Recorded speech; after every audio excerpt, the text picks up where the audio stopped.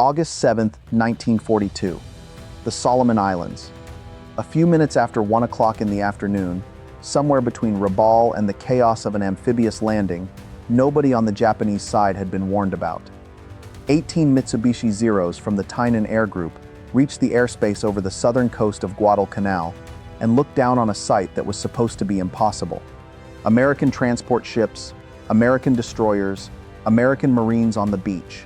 The first opposed amphibious landing the United States had ever conducted in the Pacific War, and it had taken the Imperial Navy completely by surprise. Among the 18 pilots in those Zeros was a wiry, soft-spoken man with a samurai bloodline 1,000 years old named Saburo Sakai. He held the rank of Petty Officer First Class, which meant in the rigidly stratified world of the Imperial Japanese Navy that he was a senior enlisted aviator with no commission, no academy ring, and a flight log thick enough to make most of the academy officers in his unit look like beginners. He had been flying combat since the war in China. He had killed pilots over Clarkfield, over Java, over Port Moresby. He flew his Zero with a tail code V107 and later V173 that Allied recognition officers had begun circling on debrief charts because the man flying it never seemed to lose. Above him in the formation flew Lieutenant Commander Tadashi Nakajima, the Tainan Air Group's flying officer, the senior airborne combat leader of one of the most decorated fighter units in the Imperial Navy. He was not the unit's commanding officer. That was Captain Masahisa Saito, who stayed with the ground echelon at Rabaul. Nakajima was the man who actually led the squadron in the air. The Hikotai, the one his pilots looked to in the seconds before contact. What happened in the next 48 hours over the Solomons would change something in the Imperial Japanese Navy that would never be put right again. It started slowly. The first American fighters Nakajima's pilots tangled with on the 7th, the F-4F Wildcats off the carrier Saratoga, fought the way the Japanese expected American pilots to fight. They came in fast, took a snapshot, dove away. Sakai himself shot down a Wildcat that morning. An aircraft flown by a United States Navy pilot named Lieutenant James Pug Southernthurland of Fighting Squadron 5 in a long, tumbling 20-minute dogfight that has been one of the most carefully reconstructed individual air engagements of the entire Pacific War. Southernthurland was a Naval Academy graduate, class of 1936, and would end the war as a 5-victory ace himself. He had already shot down 2 Japanese bombers that morning when his Wildcat's guns jammed, probably from damage taken on the bomber attacks. He kept fighting anyway. He could not fire, but he could fly, and he kept turning inside the Zeros that came at him. Sakai, watching from above, dove in to join the dogfight, not realizing that Sutherland's guns were no longer working. The 2 pilots traded turns and dives for what Sakai later described in his memoir as the longest, hardest dogfight of his career. Neither man able to gain a clean firing solution. Sakai was astonished at how much punishment the Wildcat could absorb. He fired more than 200 rounds into Southernthurland's aircraft before he finally landed a 20mm cannon shell below the left-wing route and brought the airplane down. Southernthurland bailed out of his blazing Wildcat into the jungle below, suffering 11 wounds. He was found by Solomon Islanders, who hid him from Japanese patrols, treated him, and helped him reach the coast. He was evacuated from Henderson Field on the 20th of August. Sakai went home with another tally on his canopy and the uneasy feeling that he had just met a different kind of American pilot than the ones he had been killing in the Philippines and the Dutch East Indies. But somewhere in those skies on the 7th and the days that followed, the Wildcats started doing something different. Something Sakai's commander had never seen before. Nakajima saw it first. He came home from one mission and walked across the dusty coral strip at Rabaul, and he could not for some minutes find the words for what he wanted to say. He had been the hunter. He had picked his target, slid into firing position behind a Wildcat, and a second Wildcat that had no business being where it was had come at him from the side head-on, guns lit. He had never seen it coming until it was almost too late to break off. He dove, ran, and survived. Sakai watched him land, watched him climb down off the wing, watched the way his hands shook on the cockpit ladder, and understood that something fundamental had just changed. Sakai wrote about it later in a memoir. His American interviewer Martin Caden would translate for the world. The pilots in the barracks at Rabble that week, he said, asked the same question of each other in different ways. Who had taught the Americans to fight like this? The Americans, the elite of the Imperial Naval Air Service, all agreed were not naturally gifted dogfighters. They flew an inferior airplane. They were not particularly aggressive and close. And now suddenly in the late summer of 1942, two of them together could defeat one of the best pilots in the Imperial Navy. Every single time, no matter how good he was, nobody in the barracks at Rabaul had an answer for that question. By the time the Imperial Navy understood the answer, the men who could have done something about it would already be dead in the waters of Guadalcanal, of Santa Cruz, off the Philippine Sea. The question would no longer matter. There would be no one left who could fly a reply. The answer to the question was a man Nakajima had never heard of who had built the thing that was killing his pilots on the kitchen table of a rented house in Coronado, California, 9 months before the Tynan Air Group ever set up shop at Rabaul. His name was John Smith Thatch. His friends called him Jimmy, and the story of what he did with a box of matchsticks in the summer of 1941 is one of the strangest and most consequential acts of pre-war military thinking the United States Navy ever produced. Before we get to him, we have to understand what he was working against. By every conventional measure of the early 1940s, the Japanese were the better fighter pilots in the Pacific. They had been the better fighter pilots since the air war over China in the late 1930s. They were flying a better airplane. They were the apex predators of carrier aviation, and in the first 6 months of the Pacific War, they proved it from Hawaii to Sun. The Imperial Navy had built this advantage on a deliberate choice made in the late 1920s: quality over quantity.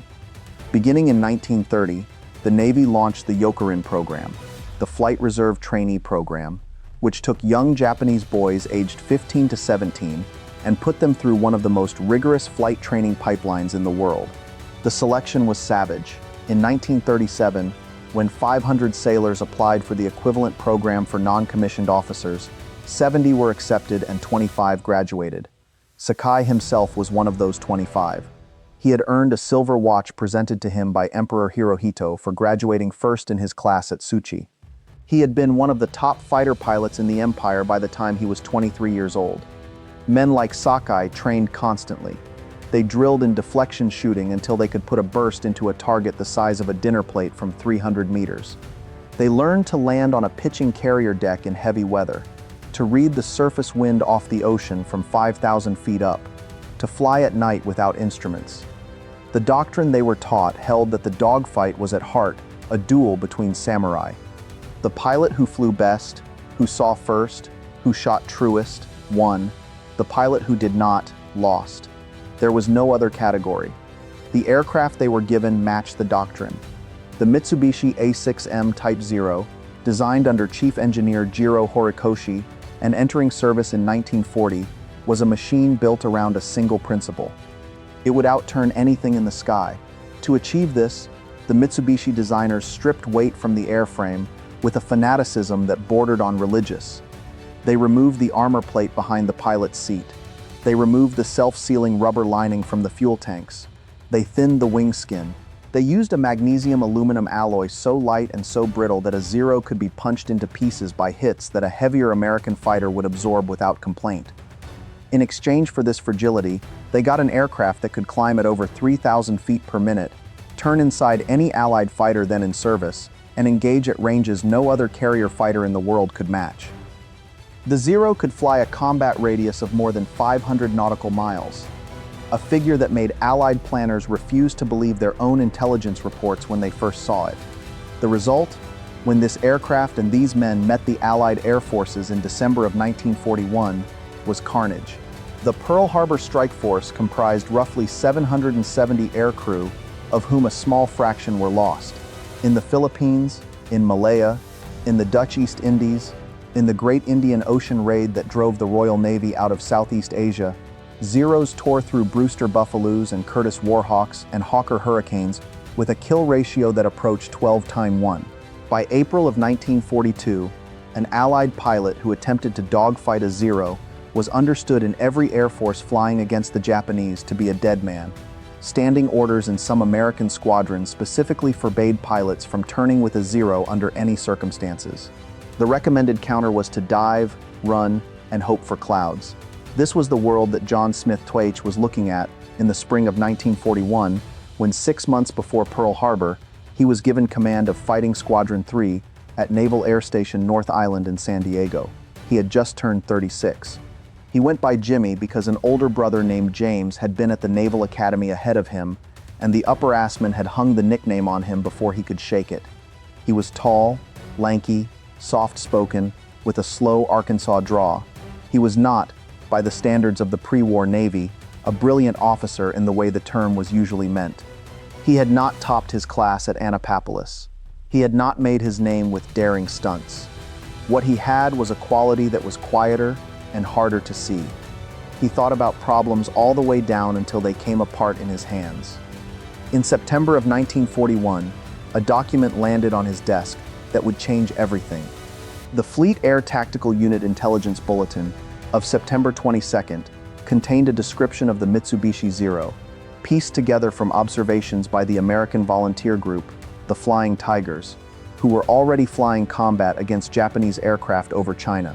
The bulletin reported a fighter that climbed at more than 5,000 feet per minute, turned inside any American fighter known to exist, and operated at ranges the Wildcat could not match. The actual climb rate of the Zero was closer to 3,100 feet per minute, but the bulletin overstated it. Either way, the picture it painted was bleak. Thatch read the numbers and understood what they meant. The airplane he and his pilots were flying was about to be sent against an enemy aircraft they could not turn with, could not climb with, and could not run from. He took the bulletin home with him to the rented house in Coronado, where he and his wife Malene were living. He read it again. He read it a third time. The Wildcat was tougher. Yes, it had armor and self-sealing tanks and a punishing armament of 650 caliber Browning machine guns. But none of that mattered if the Zero could choose when and where to fight. According to his own oral history given years later to the United States Naval Institute, Thatch sat down at his kitchen table that night with a box of ordinary matchsticks and began to play. The matchsticks were aircraft. The patterns on the wood grain were dogfights. He moved them across the table, watching how each formation could and could not respond to attack from each angle. He did this every night for weeks. Tactic at midnight, flight test the next morning over San Diego Bay, debrief that evening, rearrange the matchsticks, try again. The first thing he discovered was that the standard American three-plane formation, 2 wingmen flanking a leader, was hopeless against a faster opponent. The wingmen spent so much energy maintaining position that they could not look behind them. They were prisoners of their own geometry. He decided the basic tactical unit had to be a pair, 2 aircraft side by side, watching each other's tails rather than each other's wings. The United States Navy formally adopted the 2-plane section as its basic fighter element in July of 1941, partly on his recommendation. That change alone would have improved American fighter performance even without anything else. But the pair alone was not enough. 2 Wildcats, no matter how alert, could not survive an engagement with a faster, more maneuverable enemy who could choose his moment, attack, miss, and disengage upward at will. Thatch kept moving the matchsticks. The answer was 2 pairs, 4 aircraft flying abreast, separated by a distance roughly equal to the turning radius of a Wildcat. The Zero attacks 1 pair, the other pair watching immediately turns toward the pair under attack. The pair under attack turns toward the rescuers. The 2 pairs cross paths. The Zero, focused on the bait, suddenly finds itself looking down the gun barrels of the second pair, which is now flying straight at it head-on. If the Zero presses its attack, it dies. If it breaks off, the rescuers swing around onto its tail. There is no third option. The trap was geometric. It did not depend on individual brilliance, on superior gunnery, on the airplane being equal to the Zero. It depended only on 2 pairs of pilots executing a simple turn at the right moment. Anyone could be trained to do it. That was the genius of it. Thack called the maneuver the beam defense position, because the second pair came in from the side from the beam of the attacker.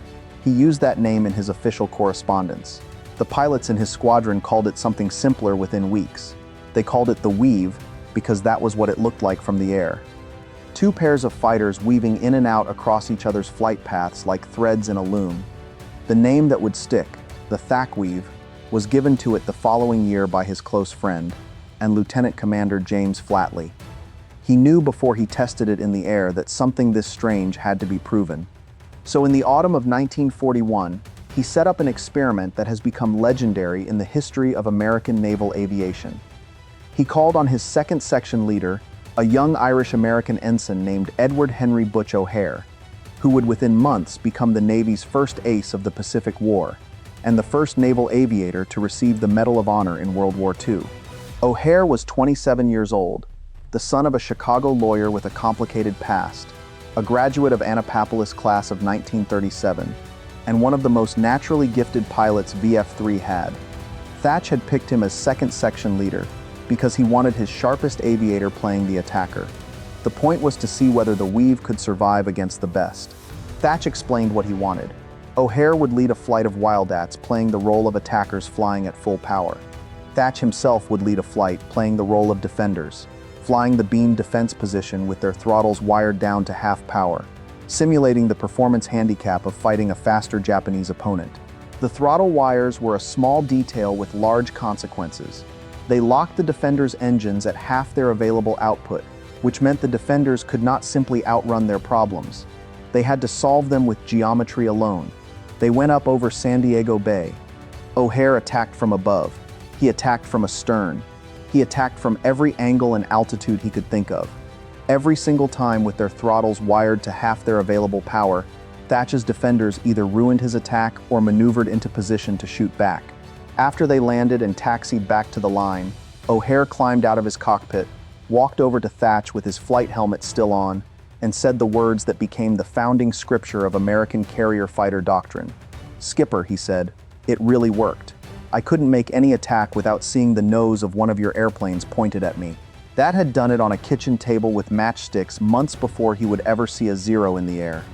The question now was whether the maneuver would survive contact with the actual aircraft and the actual men he had designed it to defeat.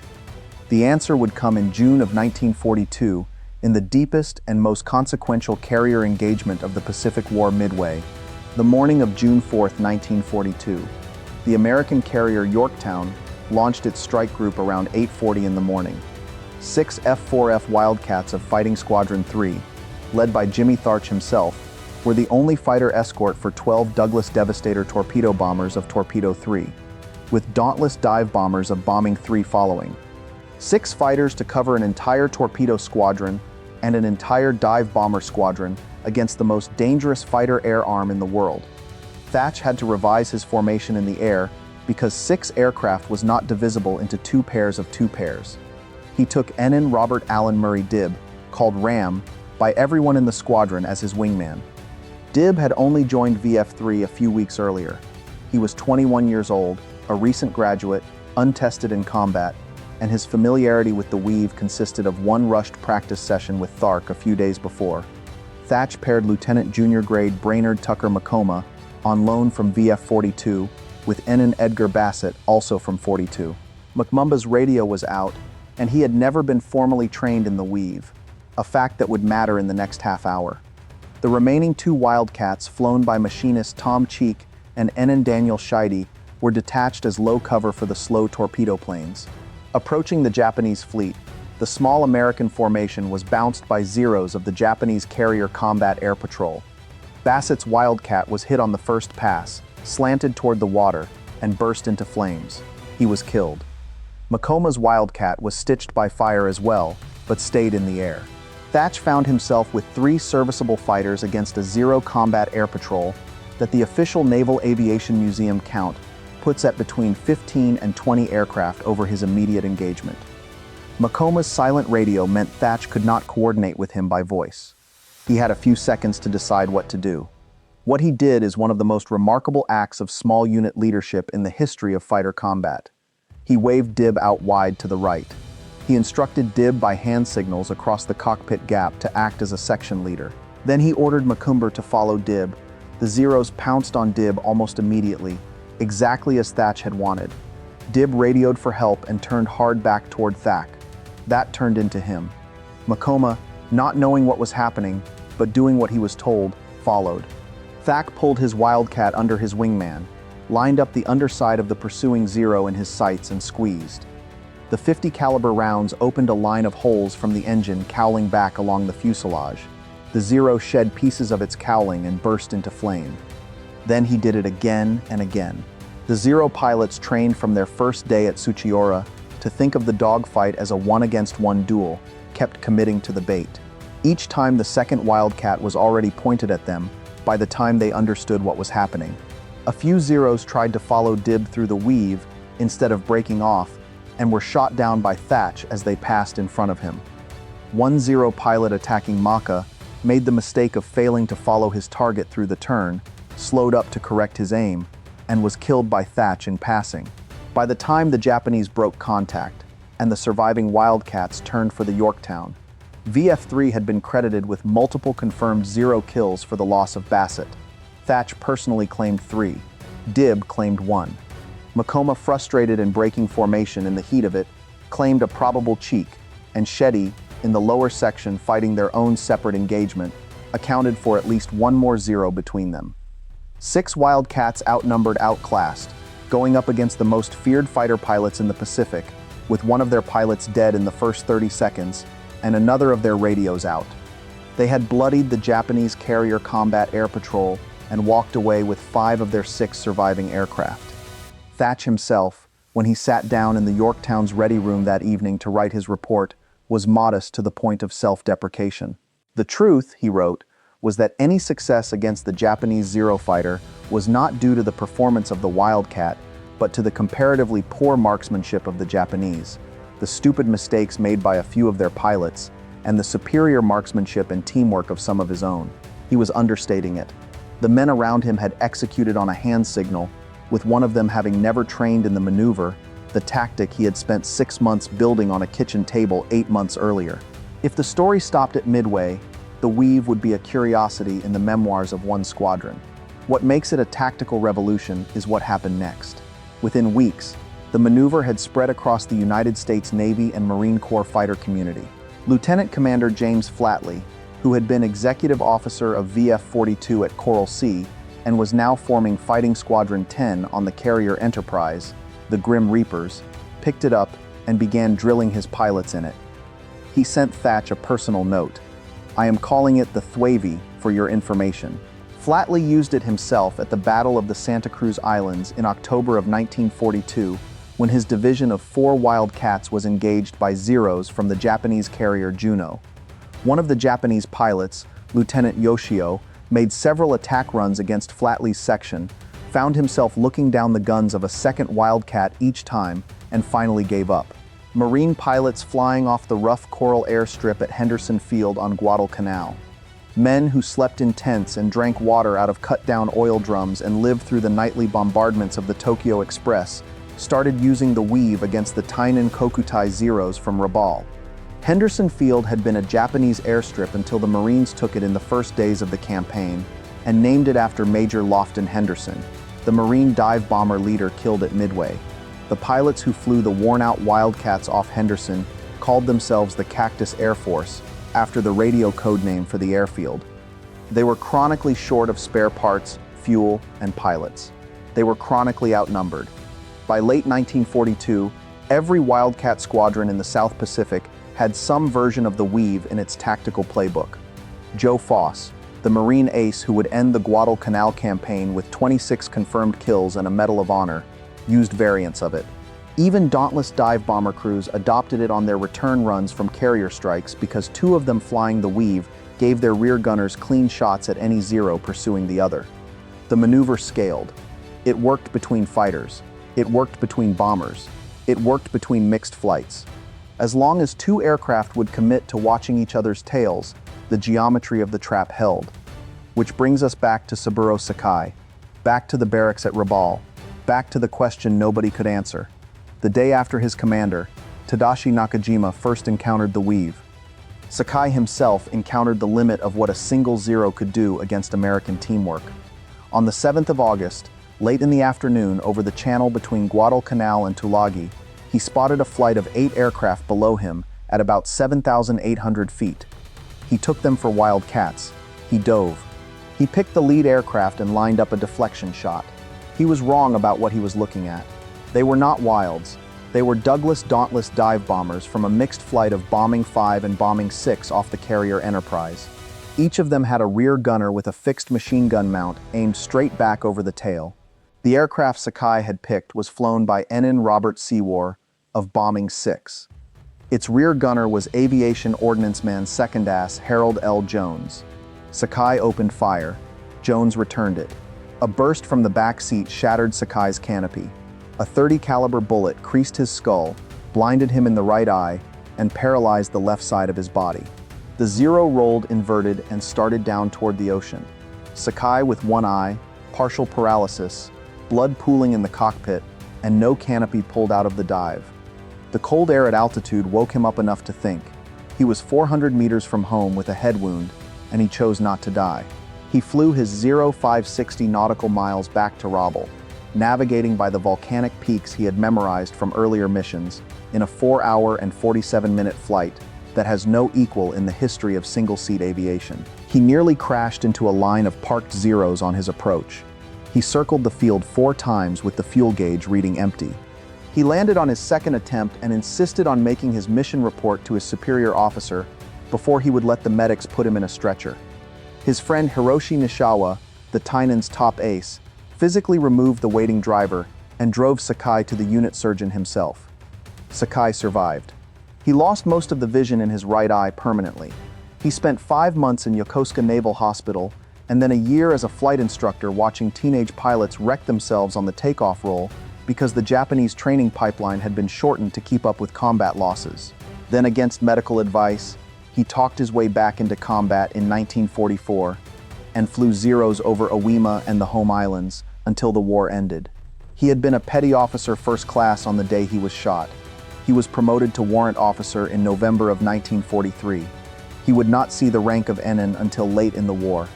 He was Japan's most famous ace, in part because he was one of very few experienced naval fighter pilots from the early Pacific War who lived to tell the story. Most of them did not. And here we have to look closely at why the Imperial Japanese Navy never produced its own answer to the weave. The reason lies in 2 decisions made before the war began. The first was the decision to keep the pilot training program small, selective, and elite. In 1940, when the Imperial Navy was asked whether to expand pilot training in anticipation of a long conflict, the proposal was rejected. Japan, the planners reasoned, could not win a long war against the United States, and therefore did not need to plan for one. The training pipeline would remain what it had always been. The men already in the cockpits would carry the war. The second was the decision when the war turned to keep the surviving veteran pilots on the front line until they died there. The United States Navy, by contrast, started rotating its experienced combat aviators home in 1942 and 1943 to instruct the next class of trainees. The Imperial Navy did not. Sakai's training cohort, the elite Yokorin and Sarin graduates of the late 1930s, kept flying combat missions until they were shot down. By the end of the Guadalcanal campaign in February of 1943, the great majority of the experienced naval aviators who had attacked Pearl Harbor had been killed in action. The men who could read a fight, who knew when to commit and when to break off, who could spot the bait Wildcat offering itself, were dead in the water off Henderson Field, off Santa Cruz, off the Eastern Solomons. Their replacements, products of a compressed training program that had to push pilots through faster as losses mounted, did not have the experience to recognize a trap that a man like Nakajima had only recognized too late. Sakai himself, when he was finally pulled off operational duty after his head wound and assigned to train new pilots, wrote about the experience in 1943 with something close to despair. "We could not watch for individual errors," he said, "and take the long hours necessary to weed the faults out of a trainee. Hardly a day passed when fire engines and ambulances did not race down the runways, sirens shrieking to dig one or more pilots out of the plane he had wrecked on a clumsy takeoff or landing. We were told to rush men through, to forget the fine points, just teach them how to fly and shoot." The man who had once flown combat from China to New Guinea was now watching teenagers kill themselves on the takeoff roll and being ordered to send the survivors to the front. Anyway, while this was happening to the Japanese, the United States Navy was doing the opposite. In 1942 alone, the American Naval Aviation Training Program graduated almost 10,900 pilots, nearly twice as many as had completed the program in the entire previous 8 years combined. By 1943, the figure was almost 20,800. Each of these new aviators reached the fleet with around 500 hours of flight time. Replacement air groups were established starting in April of 1944 to put a final polish on pilots before they joined operational units. By contrast, by 1945, Japanese pilots were being certified for combat duty with less than 4 months of training and well under 100 hours in the air. The result was visible in the kill ratios. The F-4F Wildcat, the aircraft Thatch had designed the weave to keep alive, ended the war with an air-to-air kill ratio of approximately 6.9 to 1. Its successor, the F-6F Hellcat, flying with the weave already baked into its squadron's standard tactics, achieved a kill ratio against the Mitsubishi Zero of better than 13 to 1. By the time of the Battle of the Philippine Sea, in June of 1944, an engagement that the American pilots themselves nicknamed the Marianas Turkey Shoot, the Japanese were sending up barely trained teenagers in obsolete aircraft against American pilots who had memorized every weakness of the Zero from intelligence reports and captured airframes. The slaughter was so one-sided that some American pilots in their after-action reports expressed something close to embarrassment. The men who had built the most elite pilot training program in the world had been undone by their own perfectionism. They had refused to compromise on quality. The result was that they could not make enough of what they had. The Americans, who had compromised on individual virtuosity in favor of teamwork, mass production, and replaceability, had built a system that could absorb losses and keep generating pilots indefinitely. The weave was the first crack in the dam. Everything else flowed through it. What Thatch had really done in his kitchen in Coronado, beyond inventing one specific tactic, was to prove a deeper proposition. He had proved that 2 airmen working together could defeat 1 ace working alone every time, no matter how good the ace was, no matter how superior his airplane, no matter how many years of training he had. He had taken an old principle, mutual support, and turned it into a piece of geometry that any reasonably competent fighter pilot could execute after one demonstration. He had made teamwork transferable. He had made it a thing you could teach a green engine in a single afternoon and trust him to perform in combat the next morning.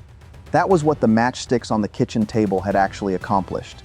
The Imperial Japanese Navy never produced an equivalent piece of doctrine, partly because to do so would have required them to accept something about their own institution they could not bring themselves to accept. The Zero was built around the individual ace. The Yokorin program was built around the individual ace. Japanese fighter doctrine drilled into pilots from their first day at Tsuchiura was built around the individual ace. To beat the weave, the Imperial Navy would have had to teach its pilots that no individual, no matter how skilled, could defeat 2 coordinated opponents, and that survival required flying as a team rather than as a cluster of duelists. They could not bring themselves to do it. They kept sending men up to die one at a time against opponents who had already decided to die in pairs.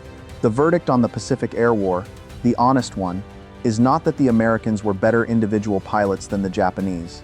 They were not, pilot for pilot. In 1942, the Imperial Naval Air Service was probably the best fighter community in the world.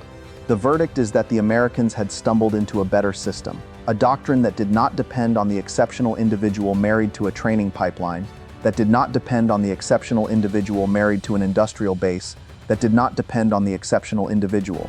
The weave was the moment when that system first proved its superiority over Japanese individual brilliance, and the Japanese never recovered the ground they lost in the months after Midway. The men who designed and first flew the weave did not know they were rewriting how air combat would be fought for the next 80 years. They were trying to keep American pilots alive against an enemy whose airplane could outturn them and outclimb them and outrange them. They solved that immediate problem, and in solving it, they accidentally solved a much larger one. The principles they had worked out: 2 aircraft watching each other's tails, the bait and the hook, the geometric trap for an attacker who commits to the wrong target, are still taught today in every Western air combat training course. United States Navy F-4 Phantom crews used variations of the weave against the MiG-17 over North Vietnam in the 1960s. American pilots flying F-15s and F-16s train on the same principles now. Most of the men who made it work do not have monuments. Edward Butch O'Hare did not live to see the war end. On the night of November 26, 1943, he was leading a section of 3 aircraft from the carrier Enterprise, 2 F-6F Hellcats flown by him and Ensign Andy Scone, and a TBF Avenger flown by Lieutenant Commander Phil Phillips on what would have been one of the first nighttime fighter intercepts ever attempted from a United States carrier. They were trying to break up a Japanese torpedo bomber attack on the American task force. In the confusion of the night engagement, O'Hare's Hellcat went down. His body and aircraft were never recovered. He was 29 years old. The Chicago airport that bears his name was renamed for him in 1949. Most of the people who fly through it every day do not know who he was. Robert Allen Murray Dibb, the green Ensign Thatch had pulled into the right hand of his weave at Midway, did not live either. He was killed in a flying accident on the 29th of August 1944, 2 years and 2 months after his combat debut. He had become an ace himself with 7 aerial victories. He was 23 years old. There is no statue of him anywhere. He is a footnote in most accounts of Midway. But on the morning of the 4th of June 1942, at the moment when the Thatchie was being tested in actual combat for the first time in human history against the most feared fighters in the Pacific, with a hand signal across a cockpit gap and a green pilot's instinct for the right move, he made it work. Saburo Sakai lived a long life. He died on the 22nd of September 2000 at the age of 84. He had retired from the Imperial Navy at the rank of lieutenant junior grade. He had become a Buddhist who refused to kill any living thing, not even a mosquito. He had become a critic of the war Japan had fought and a vocal opponent of the militarism that had sent his generation into the cockpits of those Zeros. He visited the United States more than once after the war. In 1983, near Los Angeles, an American historian named Henry Sakida arranged a meeting between Sakai and Harold L. Jones, the rear gunner from Bombing 6, whose machine gun bullet had nearly taken his life over Tagi 41 years earlier. They exchanged gifts. They shook hands. Sakai produced the bullet-pierced flying helmet he had been wearing on the 7th of August 1942, still bearing the mark of Jones's marksmanship. 2 old men in a quiet room. Both of them survived something. Neither one had any business surviving. Jimmy Thatch himself went on to a 40-year career. He commanded the escort carrier USS Sicily, hull number CVE-118 in the Korean War. He pioneered anti-submarine warfare doctrine in the late 1950s as commander of Task Group Alpha, flying his flag from the carrier USS Valley Forge, work that became the template for how the United States Navy hunted Soviet submarines for the rest of the Cold War. He was promoted to 4-star admiral in 1965. He retired in May of 1967 as Commander-in-Chief United States Naval Forces Europe. He died in Coronado, California on April 15, 1981, 4 days before his 76th birthday, in the same town where he had built the weave on his kitchen table 40 years earlier. When he was asked about it in his oral histories, he tended to deflect the credit to his pilots, especially to O'Hare, who had tested it for him, and to Flatley, who had named it. If your father or grandfather flew in the Pacific War, or worked the carrier flight decks, or served in the air groups that made the long blue ocean campaigns possible, I would be honored to read his story in the comments below. The unit, the carrier, the aircraft, what he saw. Those small, specific personal details are the actual record of what happened in those years, and they deserve to be preserved by the people who carry them. So here finally is the answer to the question. Sakai's pilots could not stop asking each other in the barracks at Rabaul in August of 1942. Who taught the Americans to do that? The answer is a soft-spoken Arkansas named Jimmy Thatch, who in the summer before Pearl Harbor read an intelligence bulletin he could not ignore, sat down at his kitchen table with a box of matches, and worked through the geometry of how 2 aircraft could defeat 1. He proved it on a wired throttle test against Butch O'Hare in San Diego. He proved it again in actual combat at Midway, with a green wingman, a silent radio, and a hand signal. His friends and pupils proved it again at Guadalcanal, at Santa Cruz, at the Philippine Sea. By the end, the men who had set out to be the best individual fighter pilots in the world had been beaten by men who had agreed in advance not to fight alone. If this story gave you something to think about, hit the like button. It helps the next investigation reach the people who care about hearing this kind of history told straight with the names, the dates, and the details intact. Subscribe if you want the next chapter. There are many of these stories left to tell. Most of them are about ordinary men who looked at a problem the world said could not be solved and sat down at a kitchen table or a workbench with whatever was at hand and solved it anyway. Hey,